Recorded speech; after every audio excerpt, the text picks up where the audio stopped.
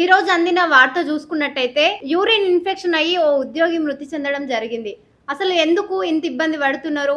సమాజంలో అందరూ ఆడ మగ అని తేడా లేకుండా సిగ్గుపడకుండా కొంచెం బిడం అనేది వదిలేసుకొని పబ్లిక్ టాయిలెట్స్ ఎక్కడైనా ప్రొవైడ్ చేసినారు.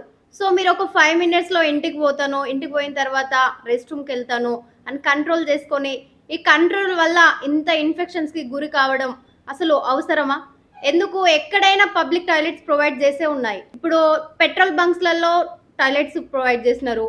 ఇంకా మెట్రో స్టేషన్స్ నుండి ఎక్కడ పడితే అక్కడ విచ్చలవిడిగా ఉంటూనే ఉంటాయి పబ్లిక్ టాయిలెట్స్. అక్కడ వెళ్ళండి. సో అసలు అనవసరంగా మీరు ఒక 5 మినిట్స్ లో వెళ్తాను, జర్నీలో ఉన్నాను అని చెప్పేసి ఇబ్బంది పడకుండా, అసలు సిగ్గు పడకుండా కొంచెం మీ హెల్త్ మీరు చూసుకోండి. మీరు ఇట్లా ఇబ్బంది పడి తల్లిదండ్రులకు దూరం అయిపోకండి. ఆడవాళ్ళు అసలు సిగ్గు పడుతూనే ఉంటారు. ఎందుకు సిగ్గు పడాల్సిన అవసరం లేదు. ప్రతి ఒక్కరు మనుషులే కాబట్టి సిగ్గుపడకుండా ఫ్రీగా ఉండండి, ఫ్రీగా వెళ్ళండి. ఈరోజు ఈ సిగ్గుపడే ఇంత చోటు దారి చేసుకుంది.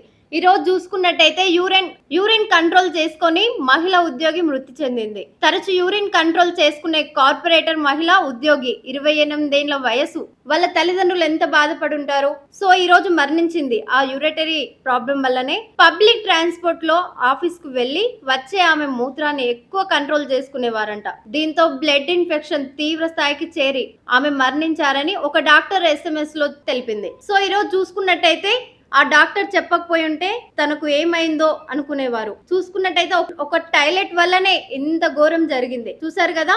సో మీరు ఇప్పటి నుండి అసలు ఇబ్బంది పడకుండా ఫ్రీగా వెళ్ళండి. ఎక్కడ పడితే అక్కడ పబ్లిక్ టాయిలెట్స్ ఉంటాయి. ఒక 5 రూపీస్ పే చేసి వెళ్ళండి. కంట్రోల్ చేసుకోవడం వల్ల మీ బాడీయే మీరు ఖరాబ్ చేసుకొని చనిపోవడం జరుగుతుంది.